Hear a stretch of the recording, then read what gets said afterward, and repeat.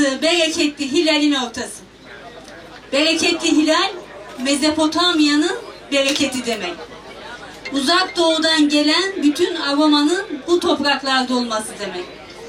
Biraz sonra gireceğimiz tarlaya baktığınız zaman tarlada büyük bir emek var. Büyük bir alın teri var. Bakın, alın teri var. Alın teri olmadan olmaz. Toprak tevazusuyla, cömertliğiyle insanımıza büyük bir bereket sunuyor. Güneş aydınlatıyor dünyamızı, ısıtıyor. Ama bu coğrafyada çok daha güzel doğuyor. Suyumuz, rüzgarımız sert. Biraz önce Kemal Başkanım söyledi. Bu biber kendiliğinden bu lezzete bürünmüyor. İnsanımız mert, tarlamız cömert bizim, soframız cömert bizim. İşte o yüzden bugün buradayız. Bugün bereketli hilal noktasındayız ve bütün dünyaya şunu söylüyoruz. Bu tarla kardeşlik sofrası. Bu tarla şifa tarlası.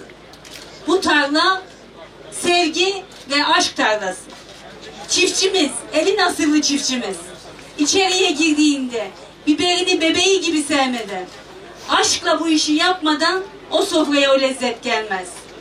İnsanımız, çiftçimizle birlikte bu güzel bereket birleşince soframıza lezzet oluyor.